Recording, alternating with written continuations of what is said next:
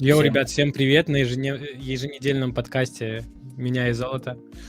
Сегодня будем общаться про абстракт, про крипту в целом, как Ну да. обычно. Это наш 5-й подкаст.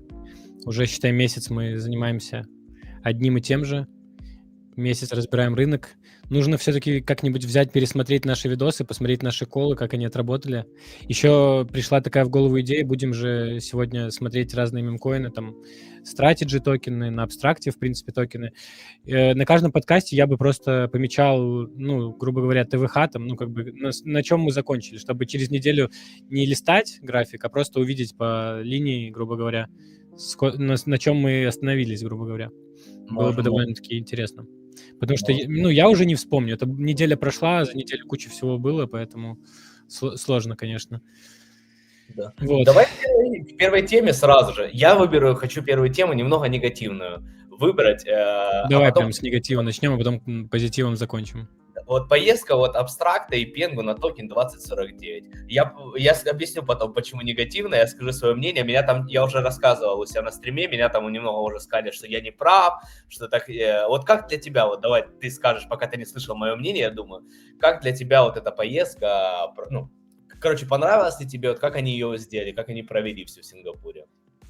Скажем так. Ну, в целом, классная поездка. Прикольно смотреть фотографии классных ребят вместе. Я вот слежу за Буни, слежу за Костей Кструве, за Игорем, который фаундер Souls Club. Ну, мне приятно видеть всех ребят наших вместе, как они там фоткаются с Тимой Абстракта, там, с крутыми ребятами из Абстракта, в принципе, из инфополя по крипте. Поэтому, ну, прикольно. Ну, в принципе, ивенты у них тоже довольно-таки интересные, все организовано довольно-таки неплохо. Сейчас у них там Формула-1 уже началась в Сингапуре. Вот, ребята тоже остались, наблюдают, смотрят. Поэтому в любом случае рад за них. Я бы, на самом деле, сам бы очень рад бы был поучаствовать в такой движухе. И, в принципе, я думаю, что буду на это и метить. Ну, пока у меня с работы никак вообще не получилось бы, да. Но когда уже уйду в свободное плавание, будет побольше возможностей попутешествовать и попосещать подобные мероприятия.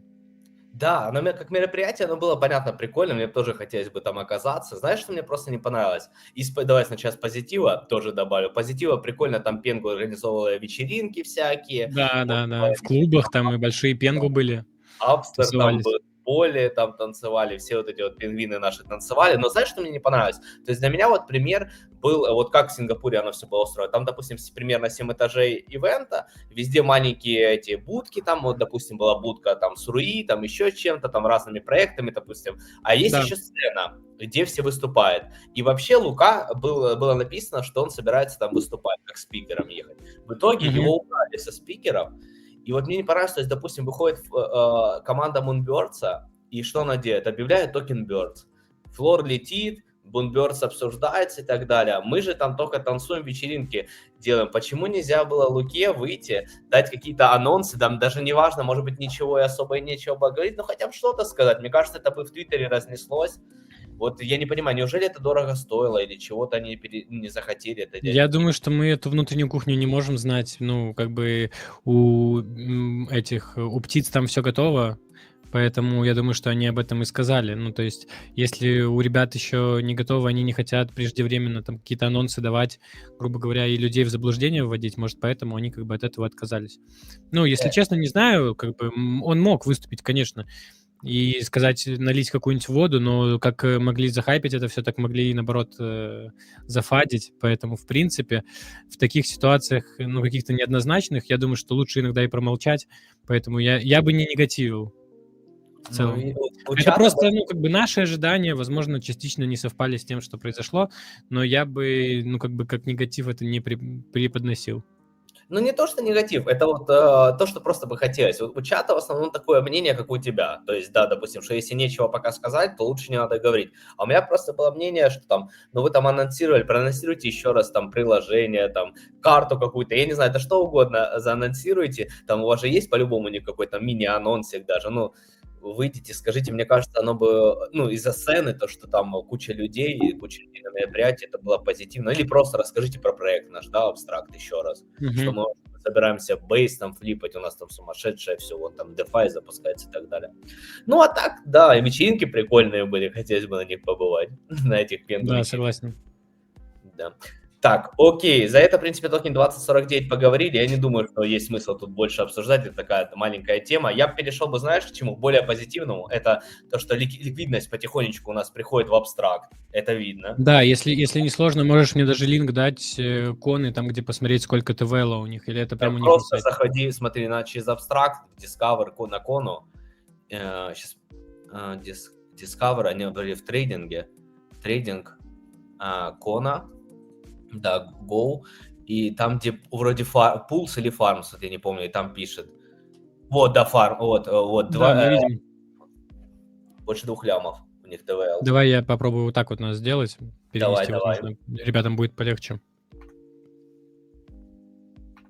И получается вот какое вот мнение, что хочется обсудить. Возможно, уже дно в теории может быть пройдено, и сейчас Кона нас спасает, плюс еще сама крипта, как бы эфир идет там на ТХ условные, там и Абориан сейчас DeFi выходит, то есть как будто позитив прям вообще льется. Прошли как будто фат этот весь, или нет? Что думаешь? Угу. Не, ну в любом случае это нельзя не назвать позитивом.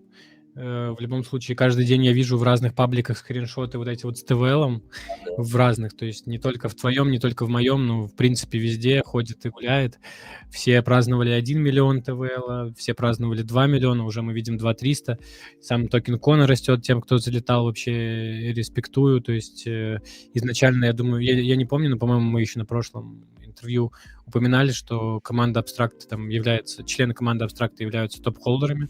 Токены, как бы это неспроста, я думаю. Вот, поэтому, в принципе, ну, выглядит все это неплохо, и мы видим, что на самом деле DeFi на абстракте работает, что на абстракте есть кошельки, которые готовы предоставлять ликвидность, которые сидели и ждали именно этого момента. Причем многие еще не дождались самого главного. Самое главное и заряженное, что нас ждет, это Абориан. То есть Да, я думаю, я тоже сразу уже ТВЛ намного больше, не согласен. раз слышал, что да, у них там совсем другие планы, совсем другие цифры, и совсем на другие суммы люди готовы заходить. Сам токен ABX, если не ошибаюсь, у них будет, да, у них будет airdrop с вестингом для активных юзеров абстракта в принципе. Также у них можно будет этот токен, как я понимаю, в принципе, ну, приобрести там на маркете.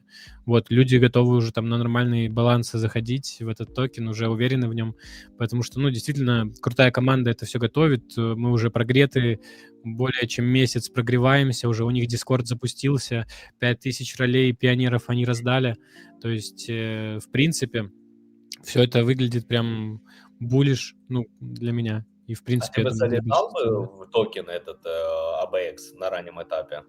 Что? Думаешь? Ты бы залетел в токен от Абориана на Да, раннем? определенно, конечно. Я тоже думаю, что это как бы smart move, как будто взять его. Как будто и команда Абстракта, вот как ты сказал, с Кона, его тоже будут пиарить, откуповывать каким-то образом. Они будут этот DeFi разгонять, и плюс, типа, чтобы люди лочили свои токены, мем-токены, условно, получали экспу, то есть за это будут давать большие пулы. То есть как-то пиарить это по-любому будет все, движуху. Да, согласен. Поэтому нас ждет все только хорошее, я думаю, впереди. Сейчас можно глянуть там на CoinMarketCap, я не знаю, ну, на Binance неудобно. CoinMarketCap. У нас Давай. сейчас биток летит. Уже, я Мгм. думаю, что сегодня мы можем и АТХ увидеть. Ну, хотя нет, немножко он откатился за час. Но он почти дошел. Там было 123... А, вот 123 сейчас пишет. Давай посмотрим на недельный график. Там хотя бы нет, не недельный. Где вообще тут выбирается? Вот, вот 1 год, все нормально. Ну вот у Да. нас пик был 124, по-моему, если не ошибаюсь. Это прям А я потолок. точно не помню, может И там вот сейчас слева. мы тихонечко со 109 мы вот так вот поднимаемся вверх. Я думаю, Это что... вообще неожиданно, ты согласен? Просто, то есть были Да новости. нет, я ждал, я просто думал, когда это уже начнется, когда уже это начнется. Ну, так шотдаун в Америке, то есть правительство не работает, это как будто негативная новость, как будто мы должны, наоборот, вниз идти, а мы просто берем и на Но отдыхаем. крипта-то работает. Крипта-то работает. У нас альткоин сезон 67 из 100. Где этот альткоин сезон? Хотя, ну, многие токены летят, и на самом деле летят очень даже хорошо. Особенно если мы вот Strategy затронем, то это там вообще Конечно же, такие это сумки у ребят. И сегодня тоже мне пришла новость, я ее прочитал, вот сейчас в Твиттере я постараюсь открыть. Сейчас Discord параллельно еще открою, потому что в Discord мне отправляли. Так, сейчас давай. открою, но мне прям очень понравилось. Сейчас, может быть, даже перейдем, затронем вот эти вот Strategy токены. Давай, Как раз давай. таки было бы неплохо. Так, сейчас, секунду. Давай тогда сразу, да, переходим это со Strategy. Плавный переход такой, да, плавный переход. Strategy на эфире обновляют хаи. А потом я хотел сразу же, что почему на абстракте у Strategy не получается? Ну это давай сначала после этого уже. Да, ответ очевиден, мне кажется. Ну давай сначала про эти, а потом Так, ну поговорим. смотри, вот person who bought Я видел это. this from Punk Strategy also bought 1,5% of the supply Punkster on day one for $17 тысяч. Да. Смотрим график. И самое забавное, знаешь, в чем? То, что он купил этого панка сам. Чтобы, Он да, купил панка из Token World сам, и при этом он сделал себе, сколько тут, он потратил лишних $28 тысяч, чтобы заработать там, ну, типа 100. Ну, условно, он этой покупкой, вот, он потерял $28 тысяч на панке, но сделал дополнительных 48 тысяч на продаже токенов. прикинь, То есть, ну, очень смартовый парень, который реально большой supply холдил, и ему реально оказалось выгодно купить панка, чтобы запампить свою же сумку. Просто лайфчейндж тип словил, условно, с каких-то 17 тысяч баксов, пол-лямом почти забрал. Да, он еще и не фулл вышел, если я не ошибаюсь. Да, там у него еще остались. У него вроде как еще остались монетки. Ну и у него теперь есть панк. Да. Ну, я думаю, он его будет продавать, скорее всего. Хотя кто его знает, а может и нет. Может он по стратегии панков также выставит его в 1 и 2 икса. Может быть. Но он и так его по оверпрайсу взял немножко, но ничего страшного. В Да, но это принципе, легендарный мув. Но мы если откроем сейчас все стратеджи, там, конечно, хайп лютый, разогнали страшно сейчас. Это все ждут гоблинов, все хотят заработать, гоблины никак не выходят, все ждут. Да. Ну давай сразу панкстер откроем. А ты можешь зайти на NFT Strategy, там же где все сразу открытые графики. Да я бы на тексе хочу открыть, чтобы... Давай. Красивенько было. Но вот он ляп график у нас реально. И когда у нас, я напоминаю, у нас был, по-моему, 2 недели назад, если не ошибаюсь, стрим, когда все эти стратеджи запускались. Да. И вот тогда мы увидели откат на 20 миллионов. Да. В принципе, и вот это была точка входа, грубо говоря. Сейчас мы видим уже в пике 163, но вот сейчас мы держимся на 134. И опять же, я вот думаю, что тут идея, ну вообще и стратегия only up, и мы увидим очень хорошие профиты даже от текущих. То есть, ну, 200 миллионов, то, что мы дойдем, я более чем уверен. Я, пожалуй, очень красивый. Когда я зафиксировался, лучше промолчу в этой ситуации. Ну, ничего страшного, главное, что заработал. Поэтому тут нельзя никогда, как бы, скажем так, у всех разная стратегия, и иногда зафикситься тоже нормально. Потому что изначально, конечно, когда мы на это все смотрели, он там дошел до 30, он откатился там плавно до 6 вообще. То есть, да, кто-то, ну, даже по таким ценам откупал. Он, в принципе, здесь вот где-то аккумулировался, и вот когда первый панк продался, у них все, конечно, полетело, хайп пошел, и они начали запускать другие стратегии на другие токены, и они тоже себя успешно чувствуют. Как раз-таки вот тот же Бирпс на фоне роста, в принципе, пампа коллекции Бирп, там очень много продалось. Да, там, когда они токены объявили, они, конечно, пошли все эти... Флор, короче, полетел Мунберсов очень сильно. Да, сейчас откроем график, у нас 8,3 миллиона, он немножечко упал, да. Но в принципе... лямов, да, он стоил или сколько? Сейчас в пике посмотрим, да, он стоил 17 миллионов. Да, ну, такая небольшая у нас свеча, но в принципе тоже, ну, как бы это очень хороший показатель, учитывая то, что, в принципе, любой, кто хотел там без штрафа зайти, могли там в промежутке 1,5-2 миллиона зайти и спокойно загрузить себе нормальный сайз. И, грубо говоря, вот на вот этих хаях, там, на 10 уже в 5 иксах чуть-чуть разгрузить свой портфель. Поэтому, в принципе, ну, это очень хороший перформанс, и другие токены, в принципе, тоже показывают себя очень и очень хорошо. Давай на NFT Strategy зайдем, чтобы увидеть вообще в целом картину, но в целом все выглядит, конечно, красиво. Если мы видим здесь красное, это не значит, что, конечно, это скам. Оно все... Это маленькая коррекция сейчас, да. Это небольшая коррекция, то есть эйпы у нас 10 миллионов капитализации, пингвин 10 миллионов капитализация, мипстер, которого так хайпели и грустили, что не зашли прям сразу, ну, немножечко тоже, если не ошибаюсь, откатился. Нас ругали, что мы пиарили Moonbirds, а не Мипстер. Да, ну просто Moonbirds'ам немножечко дольше времени, ну, пришлось потратить Ну, они на в вот эту итоге своё раскачку, но показали. по факту изначально было понятно, что это самая такая топовая коллекция из тех, что предоставлены, Конечно, и конечно. насколько она комьюнити поддержит, да. Ну и круто, что мы на сайте можем реально посмотреть, сколько у них сумка, насколько загружена. Вот 33 NFT у них есть, которые за 157 эфиров куплены. У них Да, продано 37 NFT с профитом 23 эфира, да. То есть, ну, пиздец. вообще красавцы. То есть мне очень нравится, что они делают. Мне, в принципе, сама коллекция нравится. Мы на нее заходили, смотрели. Ну, и в целом вот открыть на OpenSea, особенно вот второй вариант, как выглядит. О, Last Sale вообще 4. Сильно. Это какая-то редкая, видимо, с дождиком. Да, да, Ну, да. ну, вот эти вот иллюстрированные, конечно, вообще красиво выглядят. Да, да. А Вот. скажи, а ты гоблинов ждешь, ты бы залетал их? И у меня еще такая есть ставка, сразу скажу перед твоим ответом, что они выйдут в воскресенье. Почему воскресенье? Потому что они планировали с прошлого воскресенья выйти. У них же проблемы начались с контрактом, и я думаю, скорее всего, в воскресенье опять они и сделают просто заново эту неделю продлят.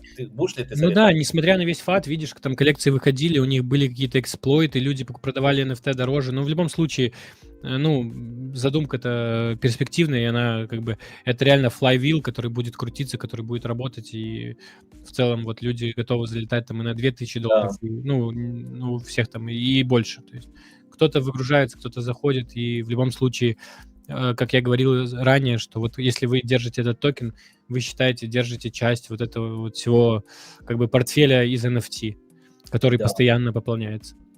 Так ты Поэтому в целом, планируешь конечно, гоблин? круто, что комиссии такие, круто, что часть комиссии других токенов идут и как раз-таки на панков, то есть они раскачивают панков все больше и больше, они пампят этот флор панков, ну, то есть панки становятся ценнее, другие NFT становятся ценнее, и, ну, действительно, работает все это, конечно, очень круто во всей красе. Ник, так ты планируешь в гоблинов заходить или как ты думаешь?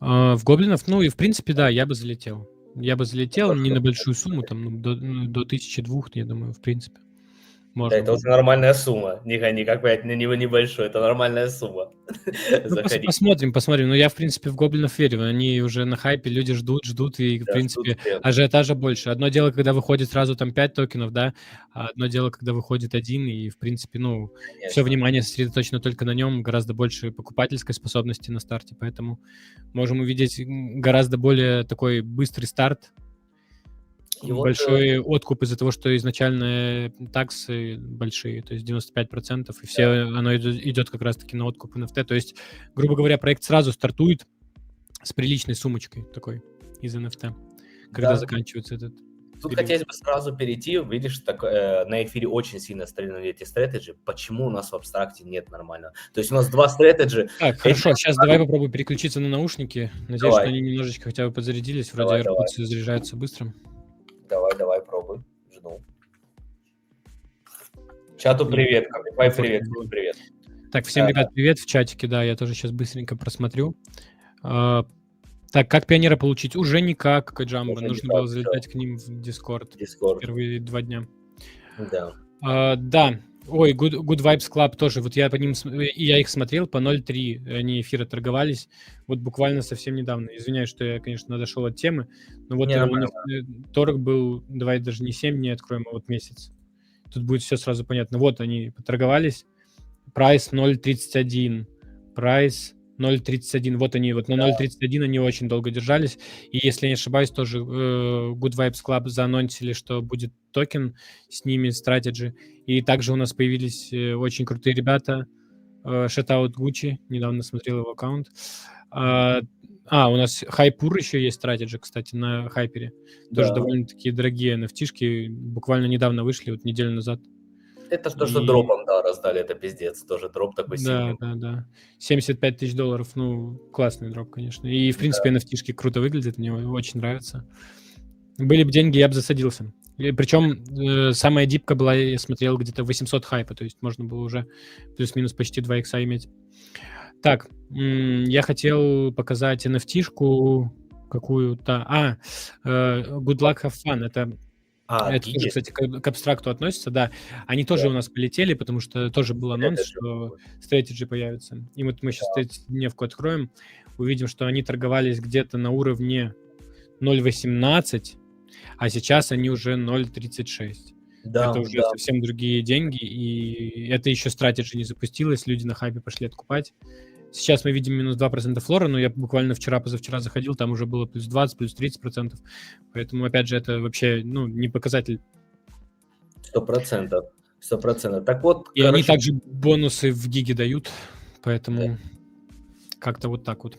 Да, давай перейдем. К Abstract Strategy это, конечно, полный провал. Обидно, что у нас на хайпе никто так и не проехался. То есть у нас обычный Abstract Strategy, который без дева, он не говорит, кто он, то есть скрывается, поэтому там еще непонятные были покупки, то есть оно полный провал. Там только чуть Крис его пытался спасти, но оно до конца не помогло. Плюс вторые Strategy, где тоже АОБ вот скупили в начале supply, там тоже немного... Ну, давай вот про вот этот проговорим, да, у нас тут это маркеткап вообще... 87. Ну, изначально, скажу так, когда у тебя дев своими сайдами разгружается, это все видят люди, это не вызывает доверия. И, в принципе, там вопросы есть определенные к контракту. Поэтому я бы его не рассматривал как пример, что как надо делать. Вот Pudgy Strategy на абстракте, да, и если не ошибаюсь, как его найти?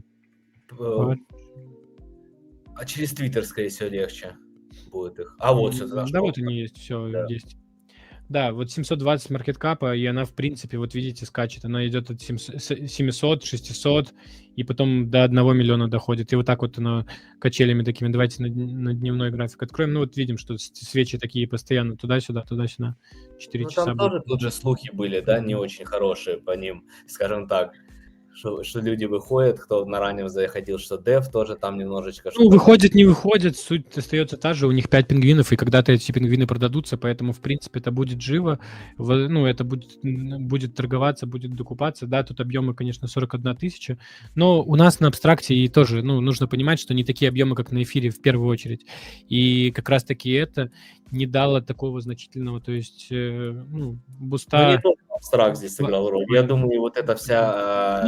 запуск тоже возможно, и возможно, потому что, TokenWork, конечно, в данный момент совсем другой уровень доверия, но при этом не забывайте, как TokenWork все фадили, когда у них продавались и эксплойты были. Поэтому, не бывает всего идеально, и я считаю, что Pudgy Strategy — это хороший пример того, как, реально ребята билдят на абстракте, и 720 тысяч капитализации, я считаю, это достойная капитализация для абстракта. Это 100%. Да, покупали люди early, да, люди разгрузились, люди смогли заработать, кто-то сейчас сидит, ждет, но дождется. Я думаю, что продастся этот пингвин, то есть у нас будет bullish маркет по Pudgy Penguins. И ты уже видел, что там хотели купить у них пингвина? Там же я видел, что кто-то специально хочет купить, и, в принципе, это тоже крутая идея, потому что, это запустит маховик, скажем так. Да. Надеюсь, хотелось бы, да, увидеть. Мы ждем, во-первых, Pengu Strategy, когда на следующей неделе, да, анонс, да, где-то так? На следующей неделе, да. Начало следующей недели. Ждем хотя бы... У меня есть кое-что для вас сейчас. Я Давай. Потому что, может быть, хоть одно нормальное, полноценное, допустим, Strategy без всякой этой фигни. Видно экран мой? Да, видно. Тут немножечко скроллим. Это сайт у вас так будет выглядеть. Прикольно. Live, Take Profit, Treasury, Pengu Amount, Price, типа выставляется на 1.2, дороже, холдинг, сколько холдится. Прикольно. Клейм. Да, можно будет клеймить токены, можно клеймить токены Pengu бесплатно просто за холд основного токена. То есть каждую неделю холдеры наши будут получать дивиденды в размере там каком-то, в зависимости от процента supply, который они холдят. Вообще прикольчик. Я думаю, вот очень бы хотелось, чтобы этих стратеджи получить, потому что абстракт, еще хотелось бы, конечно, стратеджи на разные NFT-шки тоже. Глобально хотелось бы, чтобы у нас тоже какая-то бычка со стратеджи тоже как-то у нас тоже была, не только на эфире. Да. Но тогда прикольно, ждем Pudgy Strategy, ты что? Да, сейчас работаем над смарт-контрактом, его импрувим, мы хотим пройти в целом, его верифицировать, скажем так, чтобы никаких вопросов не было, чтобы он был полностью автоматизирован, чтобы никакого вообще влияния нас, разработчиков, не было на это, то есть чтобы его не могли никак взломать в первую очередь, и чтобы от нас ничего не зависело, то есть без нас это могло работать, этот маховик был запущен. В любом случае, большинство на абстракте bullish по Pengu, я думаю, и, в принципе, давай откроем Pengu токен, и сейчас я считаю, что реально очень хорошая Pengu. Пенгу у нас теперь. Пенгу. У нас очень такая хорошая ТВХ, учитывая то, что у нас был маркет назревает. И, в принципе, ну, вот небольшая коррекция была, но мы еще там до ТХ далеко не добрались, да. В принципе, поэтому, ну, я думаю, что можем увидеть очень хороший рост, и продажи будут идти, и маховик будет запущен, и, в принципе, люди уже очень такие, довольно-таки интересные завлечены и, в принципе, готовы покупать, готовы в это вкладываться. Я думаю, что у нас должно быть все хорошо на запуске. Единственное, что нужно еще проработать, это вот Fair Launch, возможно, что-то подобное, как у TokenWorks, ну, то есть Это с было бы какой-то комиссией, потому что, ну, не хочется, чтобы люди, которые купили на старте, повлияли на стакан, скажем так. Ну, вот как у нас было... Ну, это ошибка, грубо говоря, небольшая изначальная стратегия, которая была нам. А вот спрашивает Капас, вайт-листы будут у вас на покупку или что-то типа такого плана? Ну, я не думаю, что будут вейт-листы. Я думаю, что просто условно комьюнити, которое мы вот долго создавали, ну, вот все знают, что это инвест, и Да. вот, ну, как бы одни из первых получат возможность купить. Но опять же, вы же должны понимать, что будет запуск довольно справедливый, поэтому будут таксы, и как бы в любом случае, ну, купить первым это не значит, что купить по самой выгодной цене. Конечно, конечно. Но все равно, тем не менее, будет интересно наблюдать за этим проектом. Надеюсь очень, что это все получится. И я думаю, что это получится. Идея хайповая. Сайгар поддержал, я знаю. Так что все Да, четко. да. Можем, знаешь, анонс... Вот, спрашивают еще, анонс будет заранее? Вот, Да, будет, конечно. вот все, анонс будет. Тогда от И, стратегии ну, мы не будем запускать отдельный твиттер, скажу сразу. Все будет как бы по инвеста. инициативе инвеста, да. Ну, в принципе, мы же относительно совпадаем по тому, что делаем. То есть у нас Паджи Инвест — это инвестора пингвиновские, грубо говоря. Ну, куда они будут инвестировать? Конечно же, в Пенгу.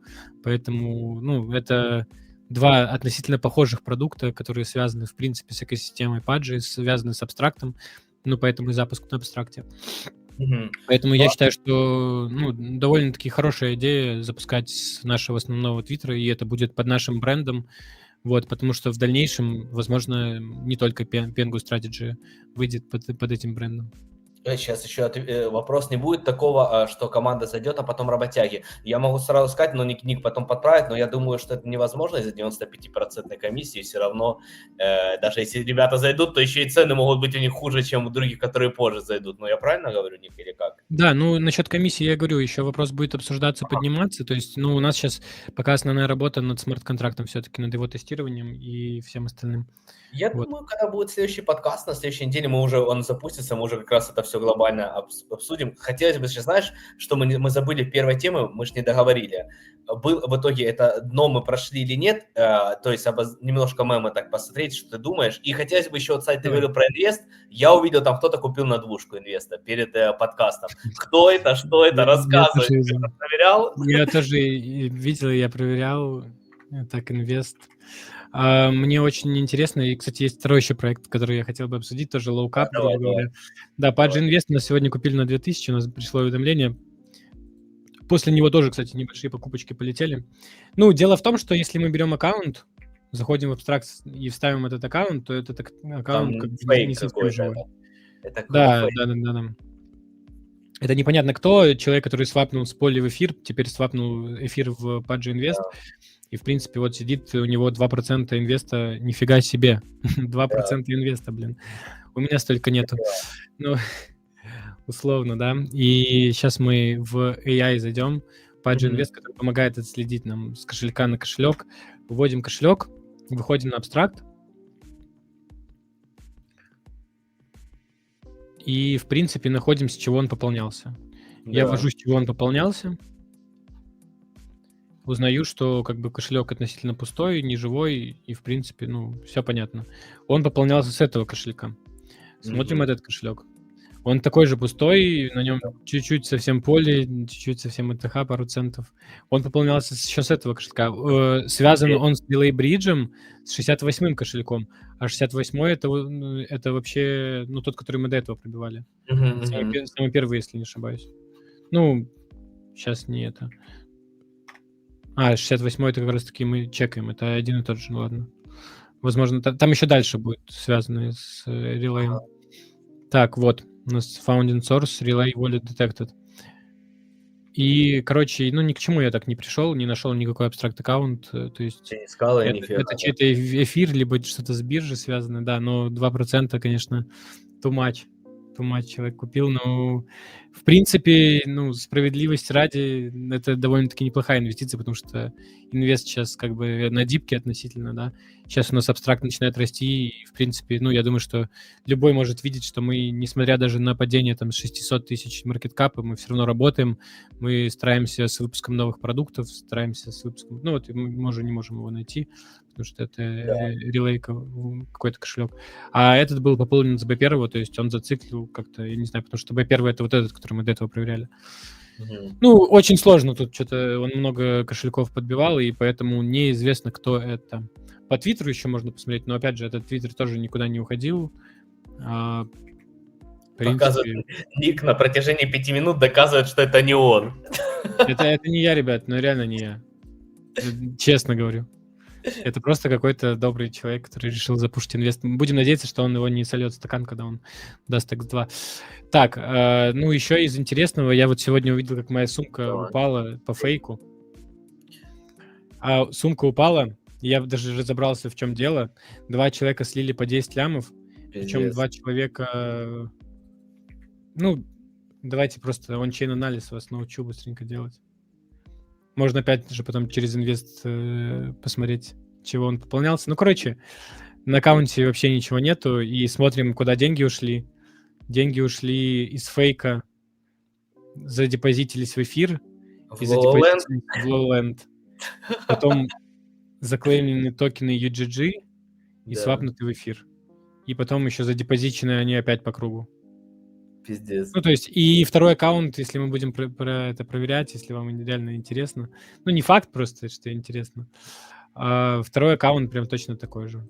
То есть мы смотрим, у него приблизительно такой же баланс. Возможно, как бы из-за того, что на аккаунте один фолловер и один подписчик, и это social rising, ну, как бы я не буду делать выводы, что это команда.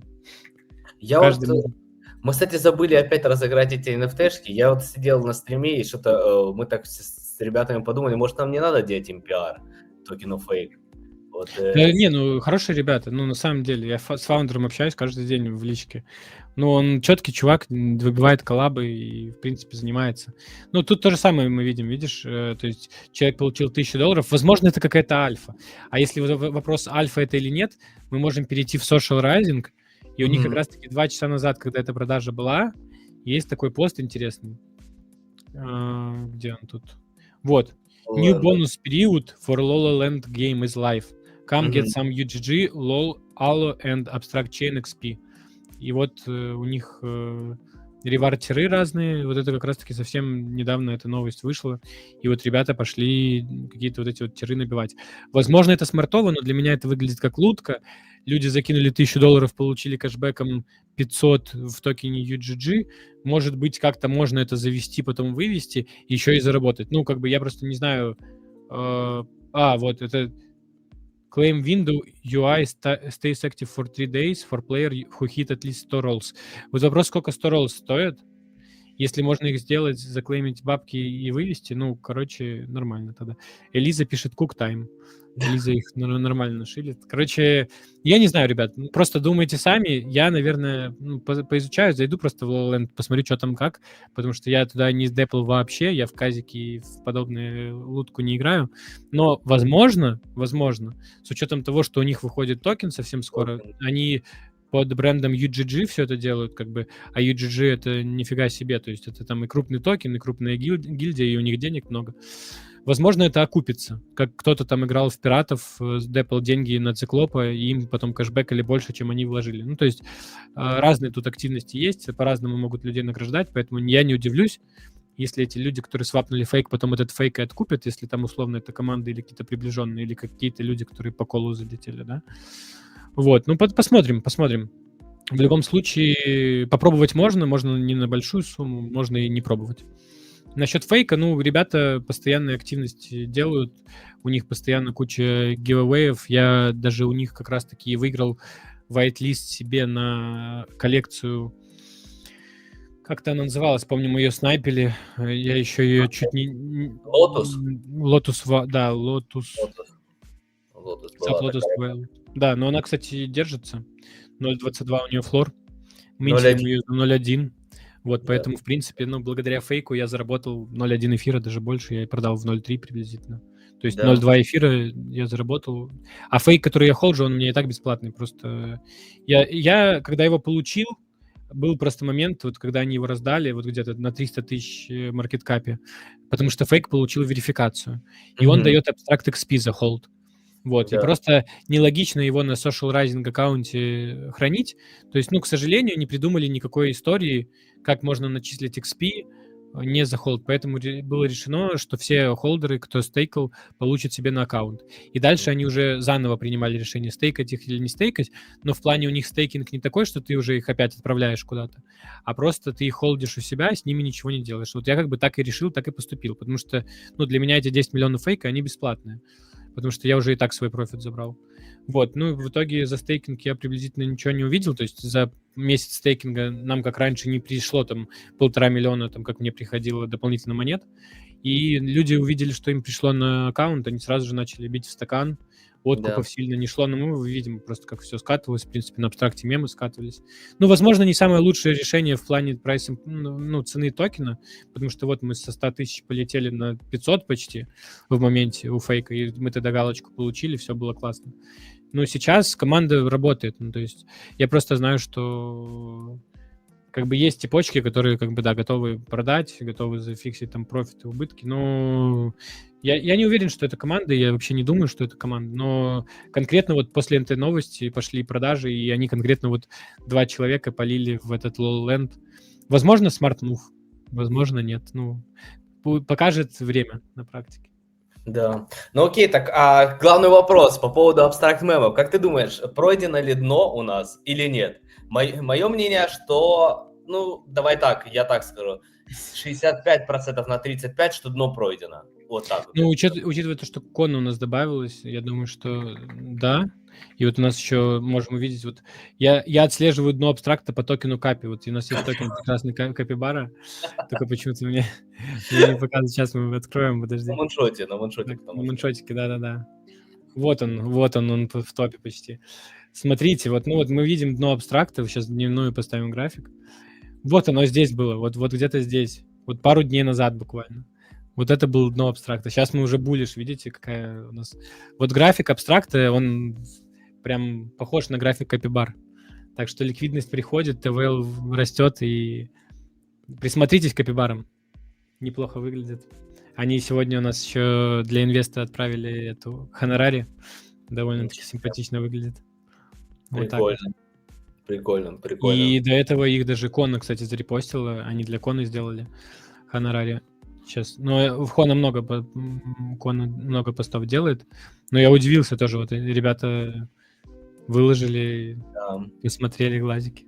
Вот. Ну, ребята трудятся, и, насколько я знаю, над коллекцией. Видишь, кастомные уже создают, и довольно-таки все интересно выглядит. Согласен, вот, у меня там парочку сливов есть. Вот, ну в целом, короче, я доволен, что я в NFT загрузился. У меня в моменте, вот когда мы начинали наши подкасты, у меня было 15 тысяч долларов во всех моих ассетах. Да. Сейчас у меня, если мы зайдем на OpenSea, там вообще смешная сумма, 5500. Ну ладно, это, ну, упали плейбойсы. А что, кстати, давай перейдем о плейбойсу. Что ты думаешь? Да команда работает, ну, типа, я не вижу смысла фадить. И вот очень хороший пример привел знакомый, который сказал, что SAPI Seals тоже, типа, выходили по 0.03, да, и в моменте они упали до 0.007. Вот, и их фадили. А потом, ну, как бы билдер продолжал билдить, и они улетели на сейчас 0.3, 0.4, то есть они 50 иксов дали. Поэтому, в принципе, ну, не всем нравятся арты, не всем нравится, как они ведут. Ну, вот мне девчонки нравятся с татушками, классно выглядит. Да, прикольно выглядит, согласен. И, кстати, на нее оффер, по-моему, выше, чем на остальные. Почему-то 0.29. Ничего себе. Потому что это у тебя компаньон справа стоит. Да, на него, видимо... А на сперм 0.03 вообще он стоит. Ну, то есть, да, видимо, Видимо, ценится, да. Ну, в Да. любом случае, как бы мне нравятся ребята, я как бы с ними в комьюнити, в движухе, как бы мне нравится там находиться, и довольно-таки в Well-чате там много альфа дают. Для тех, кто холдит как раз-таки 25 плейбоев, у меня просто там еще на других кошельках висит. Вот, ну, гендер-свап они сделали, трейты они сейчас скоро сделают, много художников приведут. Я думаю, больше огласки будут придаваться, и плюс, ну, на абстракте не лучшие времена. Вот я закупался Руи под игру, 10 штук купил и в стейкинг отправил. Они тоже, как бы, я ими закупался эфирами, приблизительно даже по цене выше, там, что, чем сейчас. А они льют в битку и льют, вот по $140 льют, а я где-то по 150 закупался. Ну, сейчас и флор 150, сейчас и эфир вырос. Но сама суть, что, в принципе, к Руи можно присмотреться. Все, кто попробовал уже их игру, все довольны, всем нравится. Там им баги пофиксить и все. Вот, а сейчас я в Руи Хабе каждый день просто клеймлю... не автоматом, кстати, клеймится, я даже ничего не клеймлю. Поинты, да. Там нормально капает за 10 штук. Вполне себе. Ну, вот за одну, типа, 1 поинт тебе дают, да? А мне каждый день за 10 штук 30 дают.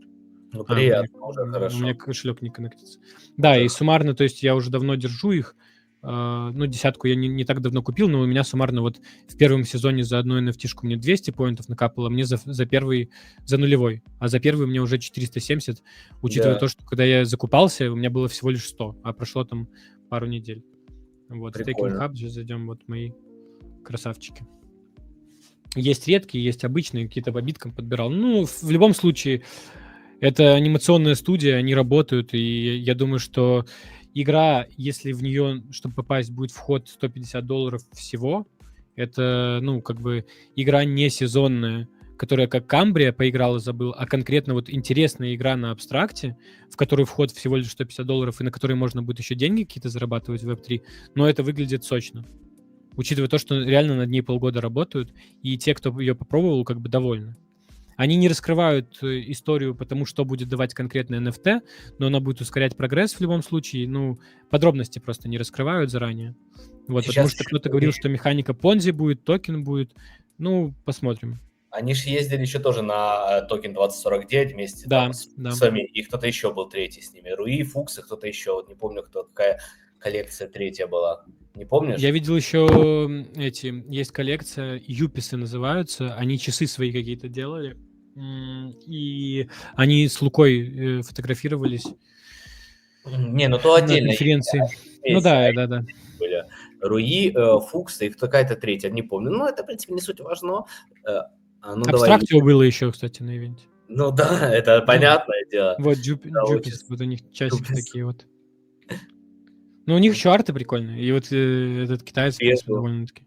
Или кореец, не знаю. Довольно-таки прикольные с Пенгу, да, часы. Ну, вот их NFT вот так вот выглядит. В принципе, и часики вот так. В принципе, ну, симпатичненько. Окей, знаешь, к чему можем прийти? К очень горячей теме. Я не знаю, видел ты или нет, я думаю, видел сообщение от команды Абстракта, от парня, не помню, на какой он должности, но он точно из команды Абстракта, что он написал, что Q1 для Абстракта будет очень там дикий или что-то такое. Как ты думаешь? Обсудим это и сразу же, как ты думаешь, дроп в Q1 все-таки? В Q4 этого или дальше вообще? Вот твои ставки, я потом свое мнение тоже скажу, и про это сообщение что ты думаешь? А я вчера вот разговаривал, в АОБ Voice зашел, мы там с Лоренцо общались. Я говорю, ну вот когда ты ждешь? Он такой, да я не знаю, когда ждать. Говорит, ну я жду. Ну как бы я вот такого же мнения. Ну как бы будет в Q4, ну хорошо. Будет в Q1, ну хорошо. Будет еще год, ну блин, все равно хорошо. Ну просто команда вызывает доверие. Задумки и реализация идей в принципе неплохая. Ну то есть есть вещи, над которыми надо поработать, и самое главное, они это сами понимают. Они знают, что нужно доработать, они прислушиваются к комьюнити. Мы хотели DeFi, у нас все, пошло DeFi. Мы хотели там трейдинг-портал нормальный, вот они готовят трейдинг-портал нормальный. В принципе, ну, то есть я не скажу, что отдельные там мувы Фина там, и сообщения его на что-то влияют. То есть если в целом мы берем того же Сайгара, что он какую инфу подает, то есть, ну, я в любом случае буллиш.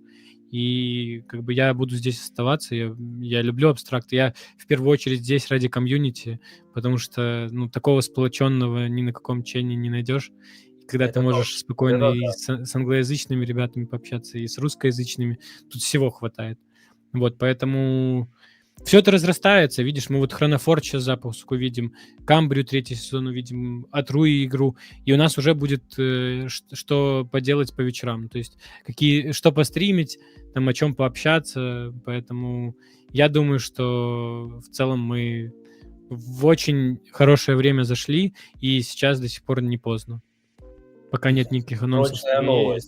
Срочная новость. Пишут в чате. Броски гигачада дали опять. Прикинь. А я это уже знаю 2 часа, когда Броски вернул гигачада. Поздравляем, Броски. Артем, красавчик. Откуда ты это знаешь? Ну, доложили гигачады.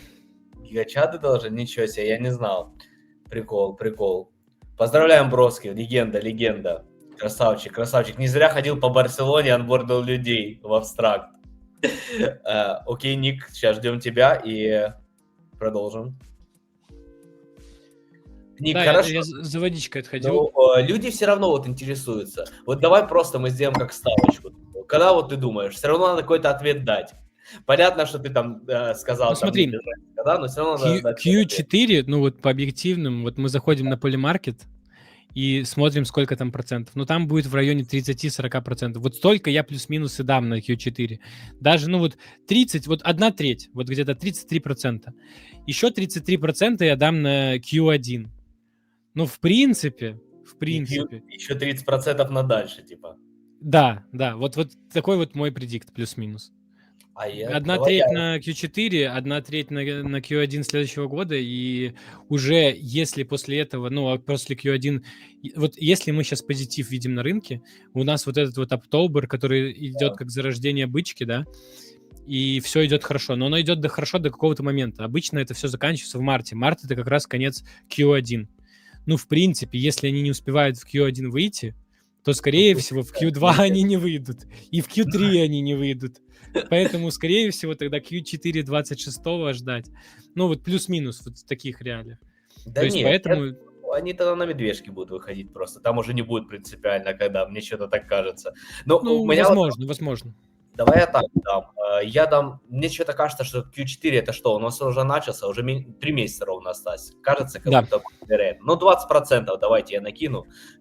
Допустим, а на Q1 вот чего-то, вот я чего-то прям отставлю, что, наверное, под конец бычки могут, это я даже поставлю процентов 70, и у нас остается 10, на потом когда-нибудь, условно, что выйдет. Вот типа такого плана, да, вот так давай я сделаю. Я думаю, Q1 все-таки. И неспроста вот это сообщение. Наверное, оно, конечно, не про дроп было, мое мнение. Оно было там, знаешь, что типа будет сумасшедшие новости в Q1, ждите и так далее. Но я думаю, и дропчик может быть тоже быть в Q1. Так приятно такое. Ссылки палку. Это мешает. Вот. Окей, ну, в принципе, да, возможно. Это мы разобрали. В любом случае, дроп будет жирным, маркеткап абстракта будет минимум 500 лямов, я в этом уверен. Какой 500 лямов? Это ты вообще по-маленькому взял, ты что? Я думаю, больше лярда, ну, серьезно, мне кажется, больше лярда нет смысла даже обсуждать. Ладно, не, ну, на самом деле, не, ну, 500 это прям на медвежке. На бычке, я думаю, что, ну, точнее, позитивно-реалистичный сценарий это где-то 2 ярда. Но опять же, вот вопрос то, как размоют supply, как кому раздадут, и это очень много будет влиять от экономики. Если я условно за платину получу 1020, то я буду доволен. Ну, плюс-минус. Это будет справедливо. Если будет меньше 15, ну, как бы я буду расстроен. Но при этом всем я на абстракте заработал, ну, уже прилично и вывел прилично. То есть, в принципе, все, что я вложил, я уже достал. И у меня уже сейчас на пассиве там по 50 тысяч экспы в неделю капает. Я думаю, что с таким результатом, ну, можно и отдыхать, кайфовать, торговать, ну, то есть заниматься делами, то есть билдить, ну, то есть все подряд.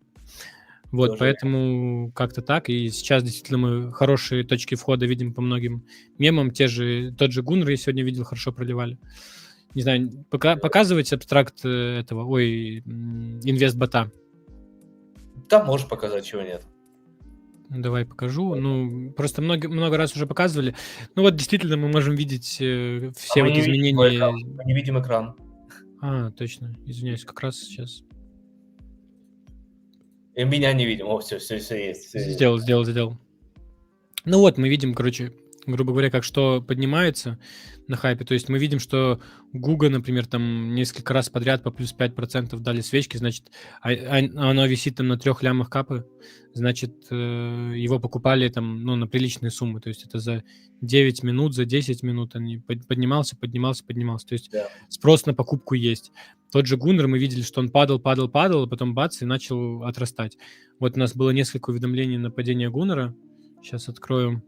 Вот Гуннер упал на 8, на 7, на 5, и вот пошел откуп. 2,7 мы увидели, потом мы 3 увидели, потом мы 3,2 увидели. В принципе, проторговать это вполне себе Да, легко и несложно было. Сейчас да. откроем. Вот 3,2 сейчас как раз-таки держится. Ну, кто-то из нетерпения выходит, и вот, грубо говоря, эту дипку, которую пришло уведомление, которую можно было спокойно откупить, можно было действительно откупать. Вот мы сейчас возьмем Там и время было достаточно. линейку. Да. Вот линейку берем, смотрим, 23%. А на самом деле, вот что смарт-человек сделает? Он пойдет, откроет OpenSea, Ну да, чтобы сразу зайдет к формануть. себе в аккаунт, Да, у него есть свободных $1000, допустим. да. Он откроет токены на абстракте, найдет Гуннер как раз-таки, ну, я не знаю, тут мы не найдем, надо в токены заходить и абстракт выбирать, наверное, да. Вот, мы найдем здесь Гуннер после уведомления. Не, ну Так, если он Raspberry так будет Pi. долго искать, он не купит, Ник. Не, ну это ж можно сделать быстрее, тут можно CH-ку закинуть, я не знаю. Давай сейчас, телега где у меня? Давай отсюда ставим. Да ладно, это и так я в шутку. Так-то понятно. Давай вот так вот ставим. О, вот, сразу Гуннер открыли. И все, мы так, опа, эфирчик в Гуннер перелили. Потом Да. увидели, что Гуннер отрос, часть Классно, без убыток да. продали, там, либо все продали. Ну вот. О, Да. кстати, кто-то сейчас его жестко продал, да? Раз О, он упал, нормально только вышли что принес. на 5000. Да и вот здесь еще на 1000. Ну, да, 4 вон еще 1005, да, суммарно. Согласен. Но я вообще Это вот кто-то вот думал, смартовый. О, хороший кошелек. если глобально вот так смотреть, мне кажется, сейчас Aborian DeFi принесет ликвидность. Сейчас, если бы еще хотелось бы очень, чтобы ваша вот strategy, именно оно глобально разрослось, чтобы, знаешь, его поддержка от него была, чтобы люди захайпались. То есть strategy тоже могут приносить ликвидность людей. Мы это видим на эфире. Это реально хайповая тема. Это тоже может, как знаешь, принести какую-то ликвидность. Хотелось бы еще, чтобы это как-то для абстракта позитивно сложилось. Я буду стараться. Ну, мы Девы надеемся. будут стараться, и я буду по своим каналам максимально эту тему развивать. Вот, ну и конкретно справедливый запуск — это же тоже дополнительная возможность. То есть Конечно. люди, которые будут покупать изначально, они не будут продавать это уже там, когда там X2 увидят, то ну, как бы, в любом случае они еще из комиссии покупают, продают. Ну, то есть тут есть нюансы. Да. Хочется, знаешь, к какой еще теме перейти? У нас стартовал опять третий уже дроп карточек Red Bull. Главное, чтобы ребята не пропустили. Что вообще о них думаешь? Ты берешь только бесплатные или платные тоже? Платные тоже, да. Я беру всегда все. Ну, то есть я покупаю сразу 4. Вот у меня есть 2 обычки бесплатных, серебряная и золотая. Ну, вот обычно так вот мне и падает. Сейчас мы в Red Bull зайдем, если вообще в целом коллекцию, как ее увидеть мою. А скажи, In the в чем moment. идея? У меня просто вообще все карточки. У меня все серебряные, все золотые и все обычные. Я потом свою идею скажу, зачем я это делаю, но твою идею, зачем ты это берешь платные? Потому что бесплатные, в принципе, достаточно для XP обычно. Да, потому что я не сибил, я поддерживаю Red Bull и поддерживаю абстракт. Я просто покупаю... Вижу, что абстракт шилит, надо покупать. Ну, я Вот такой так. гой классический. Но я тоже сегодня задумался о том, чтобы все докупить, потому что золотые сейчас посмотрел, там $10 стоят. В принципе, ну, учитывая то, что сминтить серебряную-золотую стоит 5, но это норм прайс, и в принципе можно закупаться прям full сетом. Там есть шанс, если ты все вытянешь, если у тебя будет full коллекция, ты получишь какой-то приз, и там, в принципе, разные призы от Формулы-1, как ИРЛ, там, так билеты, там еще кучу всего. Но в целом, как бы, задумка крутая, холдеров много, но не так много людей, которые холдят все, которые покупали платные. То есть, ну, в основном это у нас как бы антисибил проверка относительная, потому что бесплатные, кто у нас фермы делает, забирает, Не, и ну, они, ты ж, у тебя фермеры аккаунт все написали, антисибил. первую неделю с бейджом 8000 мы экспы получили, вторую неделю мы, когда был минт, мы получили 3000. Сейчас мы надеемся тоже 2-3 получим. Ну, то есть вот так вот люди действуют. Ну, как бы я не из них, поэтому я пошел, заминтил платные, и еще со вторички подумаю, в принципе, может, full коллекцию себе тоже соберу. У меня Было бы прикольно. Я чего-то думаю, что тебе не надо быть не сибилом, в том плане, что ты и так, понятно, не сибил, условно. Как Я это? просто... Я сибил, я самый главный сибил. Да не, ну не, вот ты verified стример, как ты уже не можешь быть сибилом. Но смотри, я просто хочу свою Это моя теорию... ИИ-копия. теорию дать, и хочу же твой вот фидбэк по ней. Слушайте, я ее с чатом уже делился. Я на эту теорию дал 10%, что она может сработать.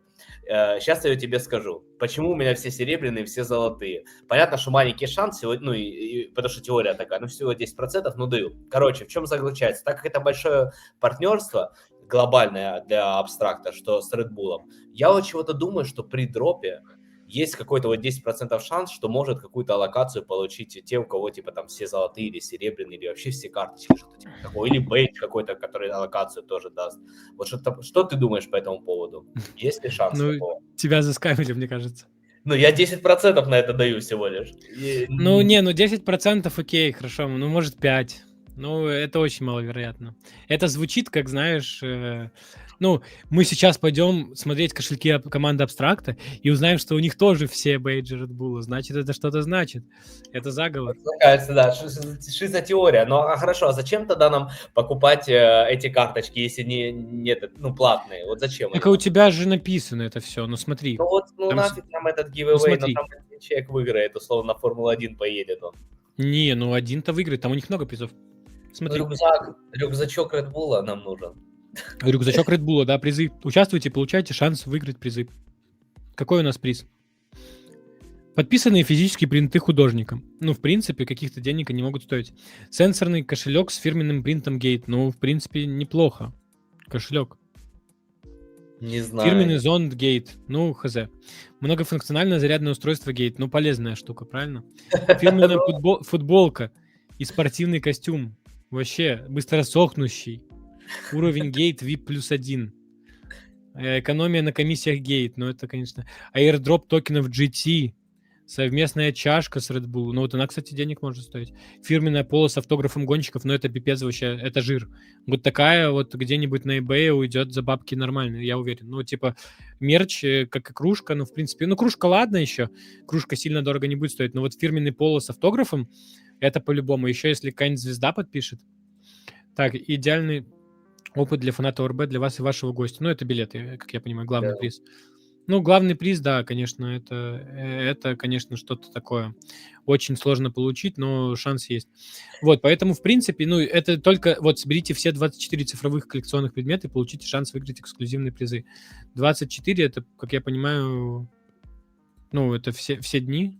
Да, это все. Но я бы советовал ребятам, ну, берите, если вы берите только бесплатно. Если вы хотите вот рискнуть, как я, на 10% или просто поддержать абстракт, берите платные, собирайте все там. На вот этот giveaway, ребят, какие у вас там шансы? Никаких. Может, вы потом... Ну, не так много людей соберут все. Ну, то есть, если для этого гива нужны все золотые и серебряные, то там будет не так много людей. И, в принципе, что-то, типа, я уверен, что там, знаешь, как что-то дадут точно, типа, всем. Ну, условно, airdrop токенов Gate, возможно, там дадут всем, ну, какую-то копейку, условно, чтобы это все покрыть. Ну, посмотрим. Окей. Но как коллекционная штука, ну, типа, я не знаю. В моменте, я помню, просто был момент, когда только эти карточки вышли, ты золото, если получал, ты мог его там в X5, X10 слить. Ну, сейчас ты тоже... То есть $5 потратил, 4. сейчас можно за 50 было продать, там, условно, даже кто-то за 100 вроде продавал при мне. А сейчас $20 стоит золотая. Да, она вроде и тогда, по-моему, $20-30, мне кажется, уходила. Ну, 100, не знаю, может, там единичные покупки. По-моему, всегда вот, типа, она и в X4 уходит, если бы была золотая. Где-то типа такого плана. Ну, может, кто-то полудить хочет. Ну, может быть. Окей, знаешь, чему еще хочется? Хорошо, с карточками, ребята, не забывайте, минтите, 3 дня идет, все уже знают, как с ними. Если что, пишите, мы подскажем. Хочется перейти еще к теме. Moonbirds анонсировали токен. Что об этом думаешь? И так далее. Прям со сцены в Сингапуре анонсировали это и написали сути. Кстати, экран мы пока твой не видим опять, если что. А, да я знаю, мы с тобой разговариваем, я думаю, что экран тут и не нужен. Ну, в любом случае, это буллиш идея, как по мне. Ну, я думаю, что это не будет такого успеха, как у Пенгу, конечно же, но в любом случае Ну, это круто в том плане, что у ребят действительно есть деньги, они какие-то там роялти получают, у них коллекция на хайпе, это одна из топовых коллекций на эфире, поэтому я уверен, что запуск будет успешный, и холдеров их NFT-шек покормят.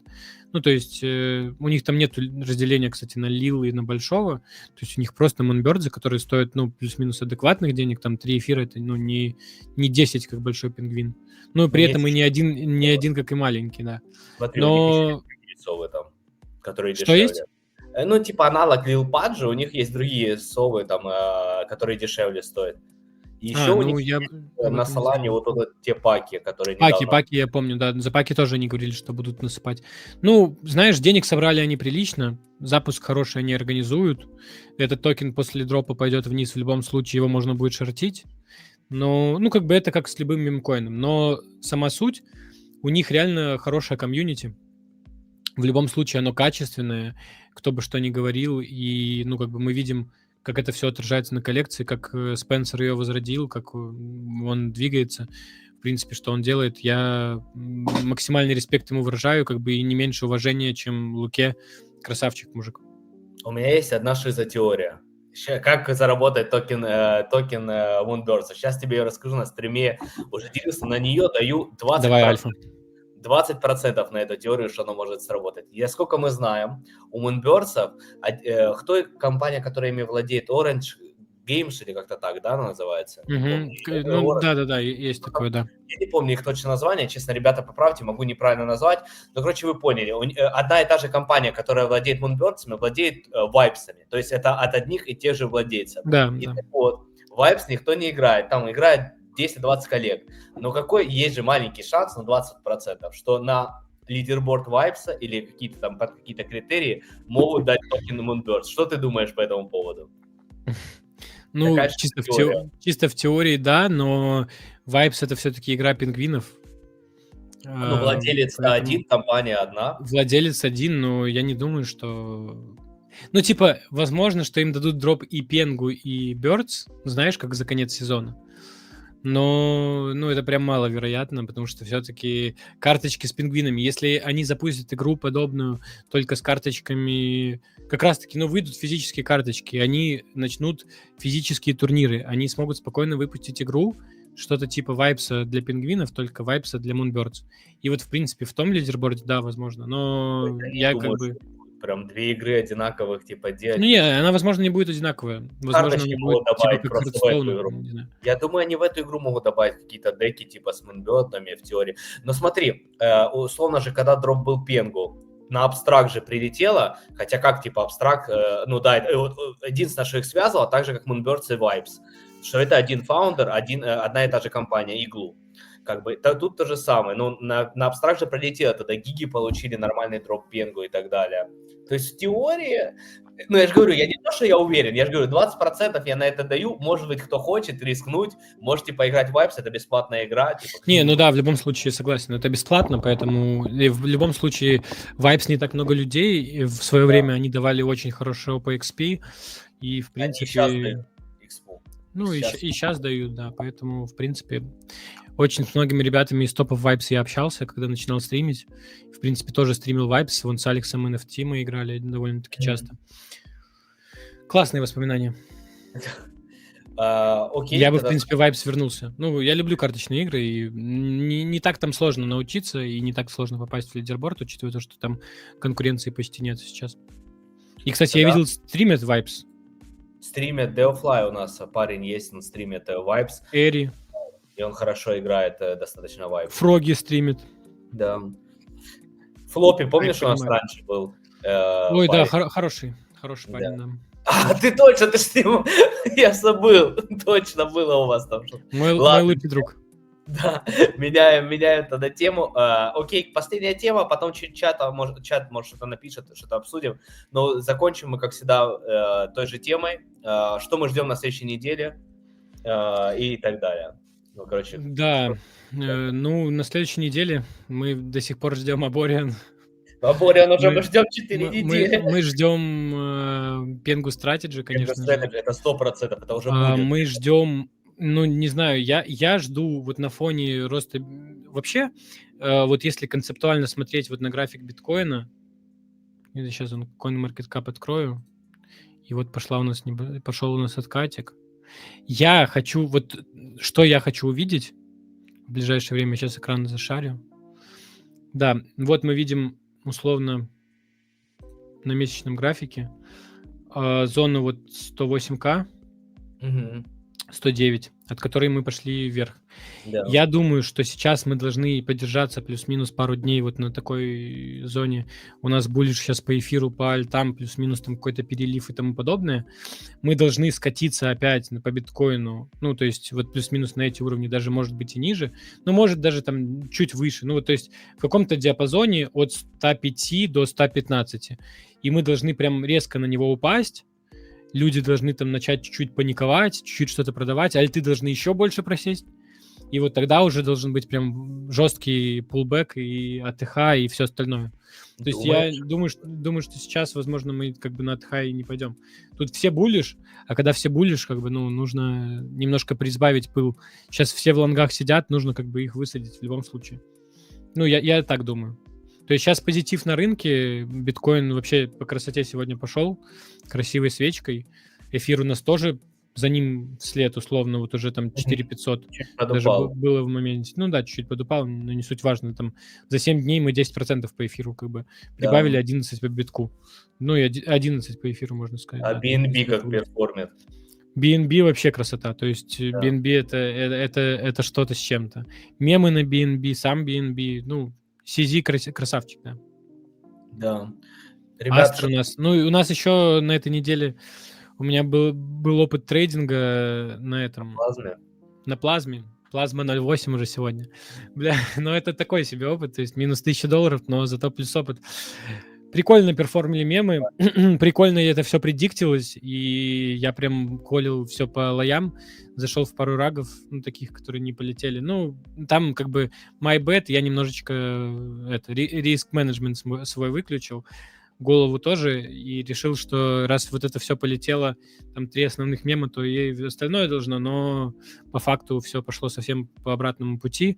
Токен начал откатываться, люди начали уже фиксироваться в моменте, и мы увидели жесткое такое падение. Но, в принципе, мне заколили токен там по 400к, вот этот основной триллионс. Я его там колил ребятам там от 2 там, до 4 миллионов. У нас на подкасте говорил, по 3 лямам вроде мы обсуждали. Да. Ну и как бы он полетел, ну и как бы это было все очевидно. Но 50 лямов. Но, блин, пошло все не туда потом. Грустновато именно самой плазмой, да, то есть по факту основная причина людей, которые забирали ликвидность, только в том, что сама плазма пошла вниз, и люди, которые нормальные деньги занесли, они просто решили зафикситься, и за ними следом как бы все остальные. Да. Вот. Ну, еще может себе показать, в принципе, там 75% supply контроля у 10 кошельков, а это значит, что с токеном могут быть какие угодно манипуляции, его могут сейчас лонгировать, они их высадят, потом пойдут это резко... мы про токен сейчас говорим, про плазму? Ну, про плазму, да. Именно плазму основной, да? Да. Может быть и такое. Ребята в чате, есть ли какие-то вопросы, которые мы с Ником тему хотели бы, чтобы мы обсудили, пока мы не разошлись? Давайте мы подождем 2 минуты. GM, Fonfo, hello, my brother. Cup, Orange Cup Games написали. Окей, thanks, bro. Thanks for the info. Дебора говорит, 77 бит обсудили, ссылка уже есть. Можем обсудить 77 бит, короче. Я в него заходил уже еще месяц назад. Ну, плейтест. Плейтест, да. Ну, ничего сверхъестественного. Для Quantum Core холдеров коллекция мертва, денег у команды нету. Я не думаю, что... Она изначально была унылой. Она еще более унылой сейчас является. И я бы туда деньги не износил. А какие деньги? Сейчас никто туда деньги уже там только наши прошлые деньги лежат. Там я не думаю, что только так, да. Заносить. Ну, надежда умирает последней. Люди верят, многие в чате и так далее. Ваше мнение о дуле карточках? Я хейтер. Ну, и экспу начали давать теперь 77 бит. Но это еще было на прошлой неделе. Там они какой-то баг был, что не начислили, но... Вон, я холжу чуть-чуть NFT, и вот у меня 2 недели за 2 недели больше 100 тысяч получается суммарно. Я вообще Ой, доволен. есть вопрос, кстати, к тебе, Ник, у меня в чате. Джеймс спрашивает Франка, зачем инвест коллабился с Капибарой? Никита не думает, что ликва расплывается, типа, что холдеры типа сливают инвест, переходят туда. Он по сути качает Нет. такой мем. Мы ничего не качаем, просто холдеры инвеста получат white-листы на будущую NFT-коллекцию. Я думаю, что это вин-вин ситуация. То есть, ну, это довольно-таки неплохой проект, на мой взгляд. То есть Дима, я с ним на плотном коннекте, и он не собирается ничего рагать. То есть, ну, в любом случае, вы видели, как токен перформит, как люди начали его откупать. И причем, ну, видим мы, что СНГ-комьюнити только фадила и продавала вот эти все свечи. Пришли англичане и откупили все, что СНГ Ну, продало. это из-за того, что Вот, в принципе, все. зарепостила Кона. Ну, а суть в чем? Ну, то есть была проведена работа, ну, ребята стараются, ребята работают и не забивают. То есть не было продано ни одного дев-токена и не будет. Ну, то есть я думаю, что все будет хорошо. Кстати, Я в любом случае буду помогать тут тоже развивать проект. больше тебе вопрос, сразу перейдем к другому. Кузняк спрашивает, по сегментам что думаете? Как по мне, все плохо, и коллектор скоро не очень. Я, кстати, отвечу, что сегменты, по-моему, умирают, но ты больше про них знаешь. А я скажу так, я больше по сегментам. Да серьезно? Это как раз-таки те, от кого не ждешь, но они могут нормально денег раздать. Кстати, у меня скор в Этосе растет, почему-то я вот увидел, тут подтянулся, мой скор сейчас пропал. 1520, кто-то ревью оставил мне, видимо. Отлично. Короче, у меня 8 сегментов. Все они у меня в убыток. Да. Если посмотрим, я покупал по 0.04, это было $200. Да. Оффер у меня сейчас $22. Прикинь. Смотрим следующего. Я его покупал по 0.08, это $350. На него оффер 0.05. Но, скажем так, Сейферон, самый дешевый, 223, 0.05. Ну, в принципе. Но он не купится, просто никто их не покупает за такие деньги. Не, ну, может и купит. Ну, как бы, вот кто-то за 0.77 покупал, 0.33 покупал. Суть в том, вопрос, конечно, правильно ли считают, по какому эфиру я покупал, потому что я точно его не покупал за $350. Я его покупал дешевле. Ну да, я его покупал за 0.08, но эфир тогда был не самым расцвете. Это было 3 месяца назад, но, очевидно, тогда это не стоило 357. Это по текущим, скорее всего, считают. Может быть, не помню, честно. Ну, короче, эфир был раза в 2 меньше. Вот это я прям на дне эфира покупал. Ну, то есть я за него дал баксов 150, ну, 180. Ну, по факту, если я захочу, я там в районе 100 его продам. Ну, вообще, мы сейчас не об этом разговариваем, на самом-то деле. Хочу что сказать. У меня 8 сегментов, было вроде 10 в пике, я там чуть-чуть слил по биткам, мне просто нужна была какая-то копейка, я продавал. Ну, не суть важно, я вот, в принципе, коллекционер, у меня топ-тиры, вот Свапины 3, Сейферона 2, это вот второй тир, это третий тир, это первый тир. А эти два мне там один дарили на день рождения, другой просто я покупал, потому что он дешево стоил. Я думаю, что, ну, это тоже шиза-теория, но у Ванек очень много денег. У Ванек очень много денег, они идут в РВА, они идут в продажу карточек, и у них очень крутая функция будет. Это, конечно, не для нас, для СНГшников, но это как раз-таки для людей, которые там в Европе, Америке живут. Условно, они же сейчас, эти карточки с паками Vibes, они там уже по всей Европе, там, Америке ходят. Люди в эту игру играют, коллекционируют. То есть это, ну, в принципе, в перспективе, как покемоны. Ну, то есть по факту, если брать NFT, то карточки Vibes — это одни из самых топовых коллекционных карточек, потому что, ну, других у нас коллекций с коллекционными карточками толком-то и нет, которые круче пингвинов. Ну, очевидно. И у нас есть там редкие какие-то у них там обертки сзади, есть какие-то с автографами, есть какие-то вообще без принта, есть какие-то там с каким-то фантомным принтом. Ну, короче, и суть в том, что эти карточки на аукционах уходят там за $4000, за $10 000. Ну, это я уже пробивал. То есть у них есть реально разные коллабы, разные там редкости карточки, разного этого. Ну, каждая карточка коллекционная, она еще скоро имеет там, типа, насколько она сохранена, ну, грубо говоря.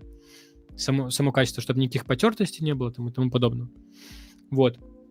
И сегменты делают так, чтобы ты мог им эту физическую карточку отправить, а получить ее эквивалент NFT-шный.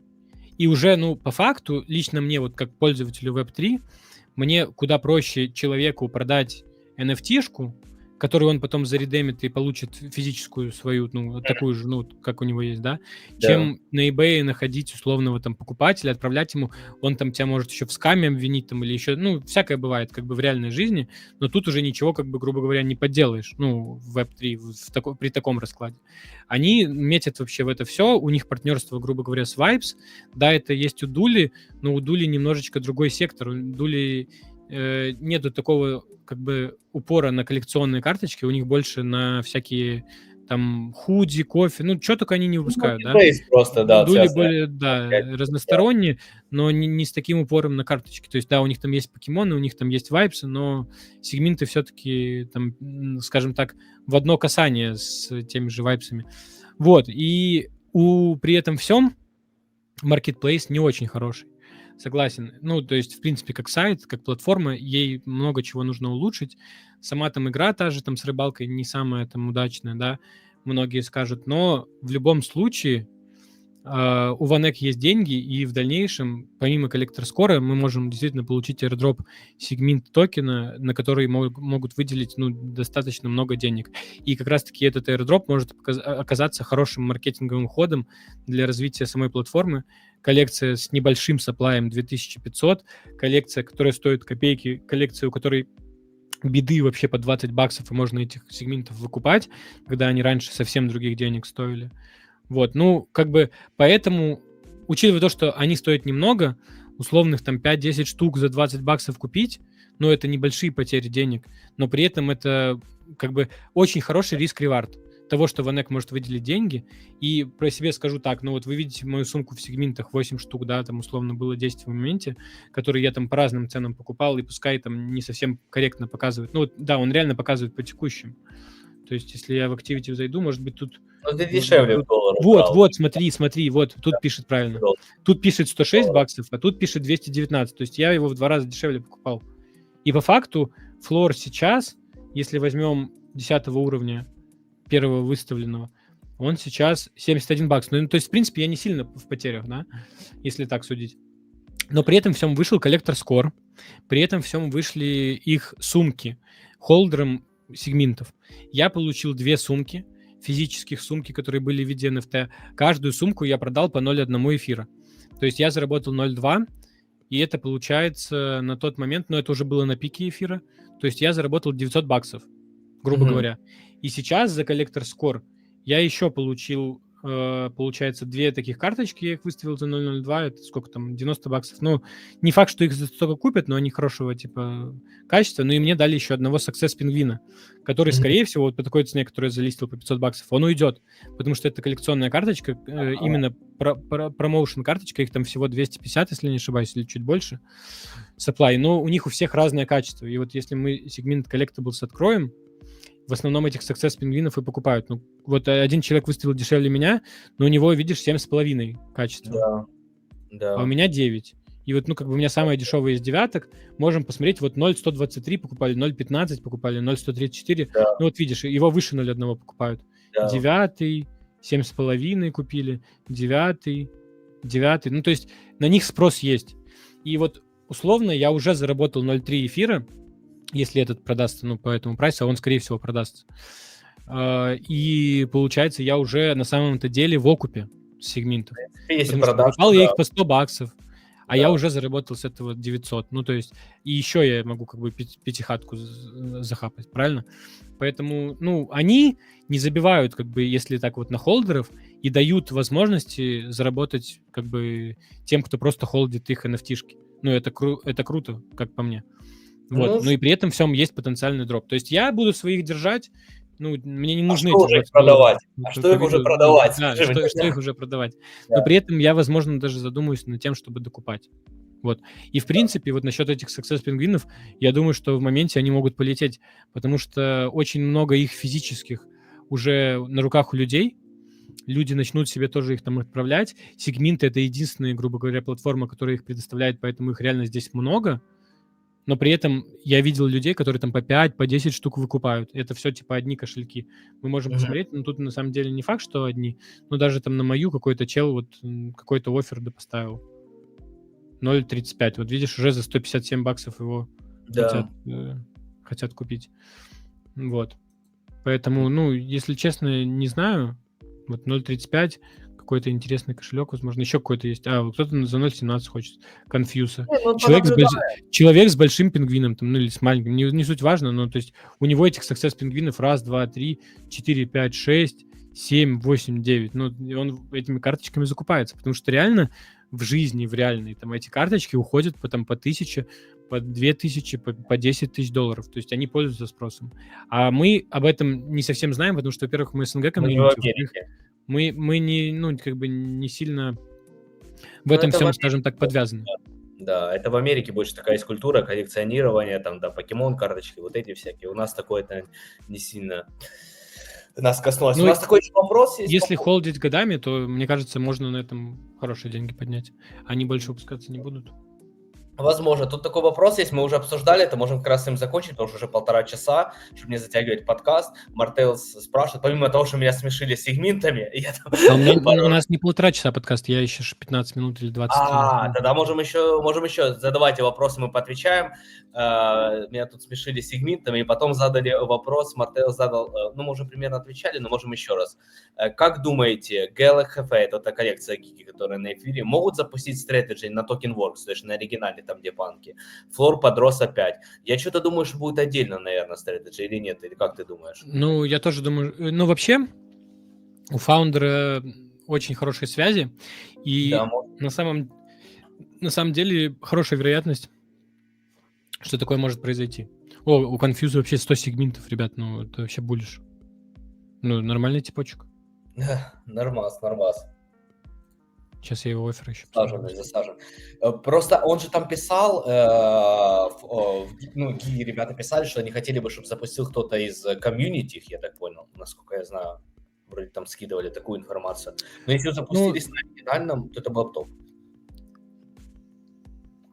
При любом раскладе, я думаю, что фаундеры проследят, чтобы это было качественно, и даже если запустят не TokenWorks, я думаю, что своего хайпа это даст, и, ну, у них есть люди, которые это могут раскачать. Гига — это, наверное, один из топовых Web3 игры, продукта, который дает реальную ревеню, зарабатывает на разных штуках, поэтому, в принципе, по гиге буллиш, и в любом случае, я думаю, что этот токен будет хорошим таким способом раскачки коллекции. Да. Тут еще спрашивают, спроси у Фина. Фин, как ты понимаешь, это ты. Будет он на ФКФС пытаться сминтить Петриллионс? Даже не знаю про эту коллекцию. Петриллионс, да, будем пытаться. Я думаю, что это хорошая коллекция. Будем пытаться. Я залетел в... Ну, я ее и колил, но поздновато, конечно. Бля, как их... Претриллионс он называется. Там нужно было денежки закинуть, поминтить эти нафтишки всякие, аишкой, всякие промпты задавать им. И за это ты получал какой-то ранг. Я немного денег потратил, но я получил ФКФЦ, и получается, грубо говоря, 43 спота на 430 людей. И шанс, ну, грубо говоря, там 11%, что сминтишь, но, в принципе, если газ большой поставить, есть вероятность, что сминтится, плюс, может быть, кто-то с GTD фаз не сминтит, тогда на ФКФЦ больше останется. Да, вот. Да. Поэтому, в принципе, ну, буду. Вот 45 spots available из 400 eligible людей. То есть они топ 2000 раздали, но при этом, если мой кошелек скопировать, у них там вроде чекер уже есть, я сейчас быстренько покажу. Возможно, со вторички будет смысл. Вот 3333 будет штуки, кошелек копируем, чекер вот у них. Чекер вставляем, и вот у них есть тиры. Platinum 3 штуки бесплатно получают, Т2 получает 2 NFT за $5, 2 NFT за $20. Экрана нет. Вот, все, теперь видим, ник. Есть, да, 90. Total cost. Короче, норм тема, ты думаешь, вот это, у кого есть, ну, опять же, у кого VL есть. Ну, выглядит неплохо, да, в принципе, у них и Твиттер хороший, раскачанный, у них там очень много людей. Я когда заходил, у них было 5000 подписчиков, сейчас у них уже 26 тысяч подписчиков, ну, и как бы и на них реально такие хорошие типы подписаны. Из тех, кто я знаю, то есть и Колу, и остальные, он и Ультра подписан, кстати. Ну, это буллиш коллекция. Просто проблема плазмы в том, что у них нет нормального маркетплейса. Где они будут выходить, они там уже писали вроде как в анонсе.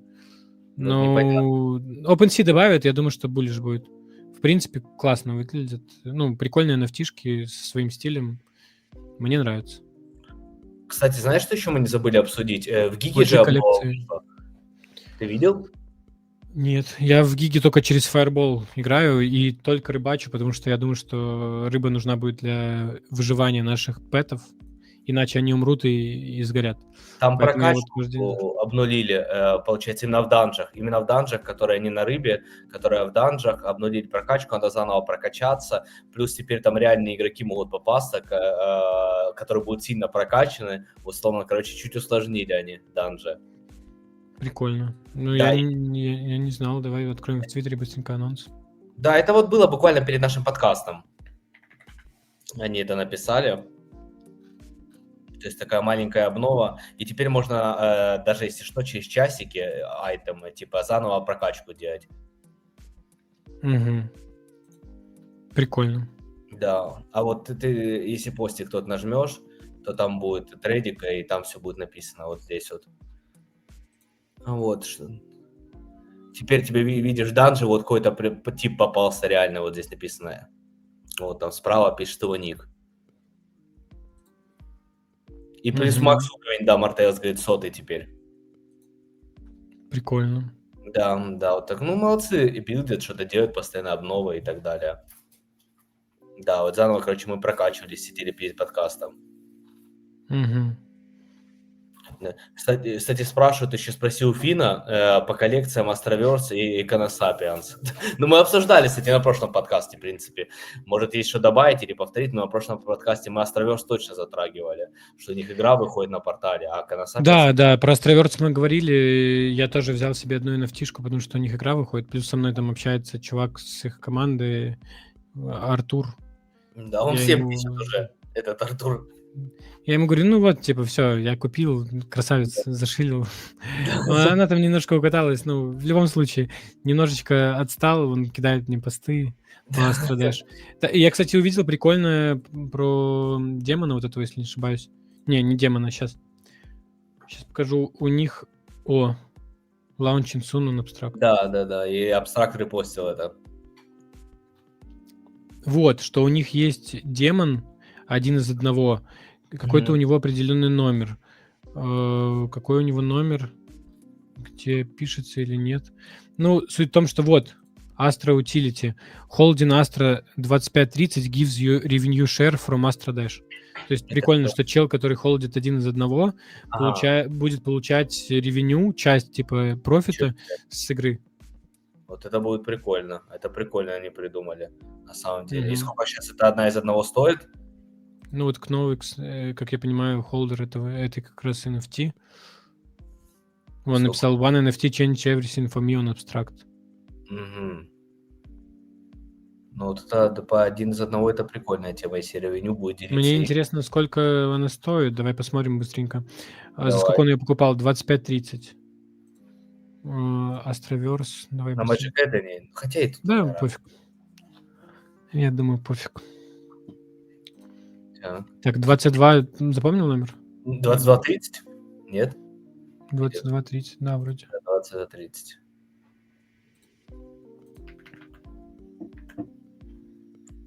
Непонятно.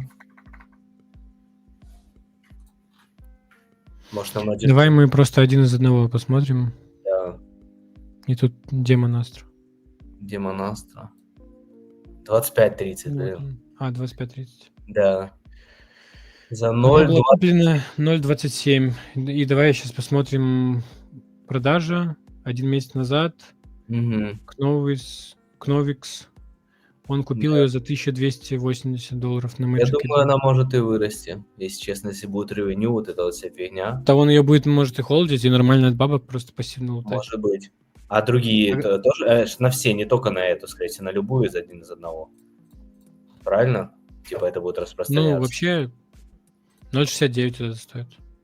Блин, нифига себе они придумали. Но она просто mint, Astroverse Original, а потом отправлена кому-то. Ну, может, giveaway кто-то выиграл. На других. Она в фон холдер ETH отправлена, у чего SAP Lotus есть. И потом он отправил какому-то мему. А у него вот Сахаринг есть. Кстати, от Сахаринги что-то дешевые. Я вот сейчас увидел. Пишут, они подупали, да. Ну, вот ЦХ просто немножко само по себе упало. Я думаю, я это затронуло. Это оффер на него 0.22. Ну, в принципе... Ну, классно выглядит, кстати. На самом деле, мне нравится. Ну, сами кольца почти под эфир доходили, если я ничего не путаю. Под 0.80 да. Они стоили, а сейчас, да. Ну, выглядит классно. Объективно. Да. С разными этими эффектами. Очень многие нормальные типы, я вижу, ставят себе на аватарке. Да. Поэтому, есть. у меня героев нет, ничего нет. У меня вот, кстати, OpenSea мы тоже не затрагивали. Есть, кстати, очень классный бот в Телеграме. Сейчас я быстренько покажу. Кроме инвеста-бота я ничего хорошего не знаю. OpenSea Chest Checker называется. Видел, скидывали в чат. Скидывали в чат Золото Гэнг. Вот, тут пишет, сколько у тебя прогресс, сколько тебе нужно в долларах. Ну, тут, возможно, чуть-чуть даже преувеличенная сумма, которая нужна. Потому что тут берется как 0.1 за point. Но в целом, если свапы делать, там, по-моему, 0.8 цент. Ну, короче, получается чуть дешевле. Я думаю, что я вот хочу в час 9 попасть. Там этот бот знакомый мой сделал сейчас. Он кидал с дюны, что вот у меня топаз, 1000 человек всего. Я по-любому буду сапфир брать, тут 358. И, возможно, Руби. Но если я добираю Руби, ну ты представь, там условно передо мной и со мной там будет не больше 1000 человек. Представь, какие у них... Ну, то есть там они сразу же говорили, что у них есть 2 типа наград у OpenSea. У них есть ревард из ревард-пула, которые они сами там набивают. Каждый этот вот ревард-пул. Тут и токены, и NFT.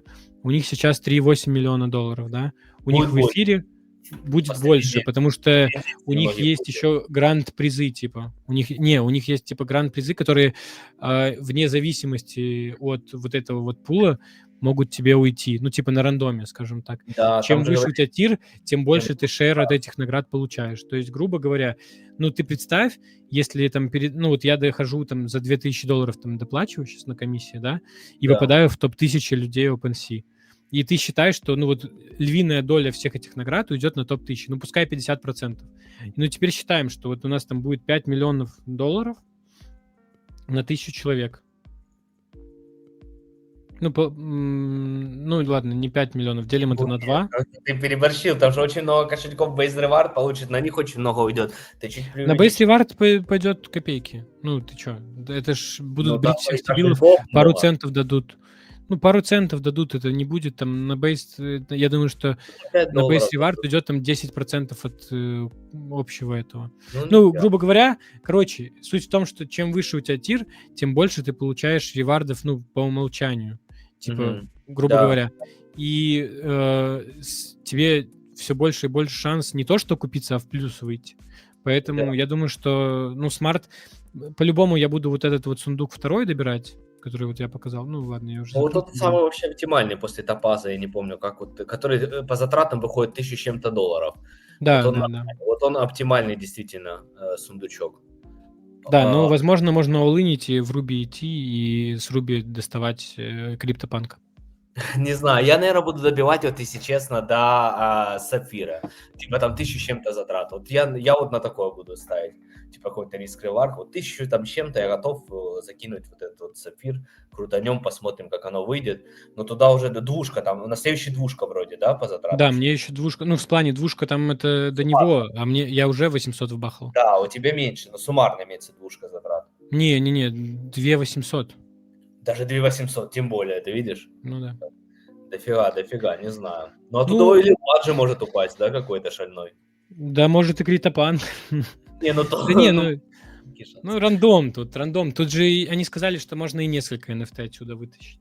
Да, там будет рандомчик, там Адам писал, что да, будет рандомчик, и ты самого маленького можешь криптопанка достать, то, условно, у тебя очень мало шансов, ну, и так далее, они писали. Да. Смотрим. Ну, в любом случае, у них портфель, конечно, такой интересный в NFT. Сколько уже? 219 штук. Ну вот прикинь, 219 штук, и какой-то одна по-любому из них может упасть. Может упасть и вот это вот говно за $200. Да, Поэтому тут рандом. Тут рандом да, в любом да. случае. Ну, будем А может и верить, криптопанк упасть. А может и это криптопанк. было бы сильно. Это гран-приз. Прикинь, за Да, 200 да. Я представляю, 2000 потратил, 200 достал. Это вообще... Да, все, и Ну, можно... Хайпур тоже, может, 2 штуки есть. Да я бы, на самом деле, даже Good Vibes Club обрадовался.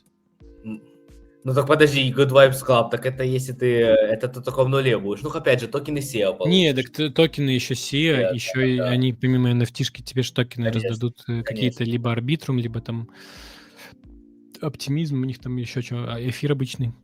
да. Ну, в любом случае, я бы ставил гарантом, что типа ты комиссии, которые ты дополнительно вот эти вот 0,8% вложил, что ты типа с них отобьешь. Ну, то есть комиссии, которые ты вложил, ты отобьешь, потому что они идут в пул. Ну, я бы сказал бы 80%, что ты бьешь, 80-90%, из-за чего? Из-за того, что могут добавить там лутку, что тебе выпадет там очень плохой приз, ты понял? Вот, и Ну да. тебе не повезет. Ну, в большинстве случаев, скорее всего, да, ты его купишь. И еще, опять же, токеном все ты можешь окупиться и так далее. Ну, как бы Ну, нюансы тут есть. много вариантов, да, но в Да, любом да. случае, если прям мыслить логически, именно вот как бы ревард и затраты, да, вот это вот подумать, то full прокачать топаз, это будет стоить суммарно там 1200, если не ошибаюсь, там что-то в этом районе. И вот каждый сезон плюс-минус к такой цифре стремиться, чтобы потом в итоге и хороший дроп в OpenSea получить. И, в принципе, я думаю, что этот сундук будет с окупаемостью. Да, Вот. может быть, И шансом еще что-то вытащить. Поэтому, ну, много очень сибилов сидят вот на вот этих вот первых 5 сундуках. А уже все, что дальше, в принципе, это уже не сибильные сундуки. Ну, Потому что они... по квестам копейки. Если NFT торгуешь, то только на покупку тебе дают поинты, а за свапы туда и обратно. Поэтому, ну, не знаю. Я, кстати, не думаю, что они будут брить. Они же там писали, что мы же все равно лутаем комиссию. Я думаю, на этом этапе сундучки все равно даже если билы получат. Просто маленькая. Ну, сколько вот... Они потратили, условно, $5 на аккаунт, то они получат награду 5, там, $7 или $4. Ну, типа такого плана. Ну да, но это будут копейки, я думаю. Да, так оно и будет. Что, у нас уже час 49, что можем, чтобы не затягивать, в принципе, все обсудили. Ты Да. еще нюанс, ты будешь еще стримить, чтобы я сделал запись же? Да, сделай без проблем.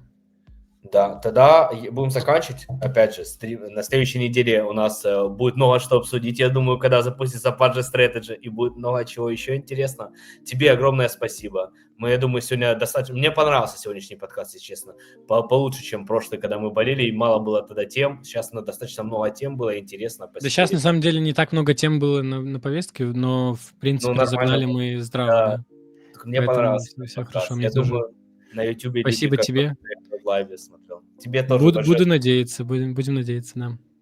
Тогда я Всем пойду с Ютуба приветики, вам, Да. я не знаю, вкусного чаепития, если вы смотрите наш видос под чаечек, вкусной еды, если вы кушаете. Те, кто в YouTube Вот. смотрит, В принципе, подписывайтесь. В описании ссылка на Ника канал всегда, ссылка на мой канал всегда. Подписывайтесь, приходите на наши стримы в абстракте и так далее. да, мы всегда активно готовы там на любые вопросы ваши ответить в лайве, в любой день недели, в любое время. Поэтому будем только рады. Все, тебе спасибо еще раз. Всем пока, ребят.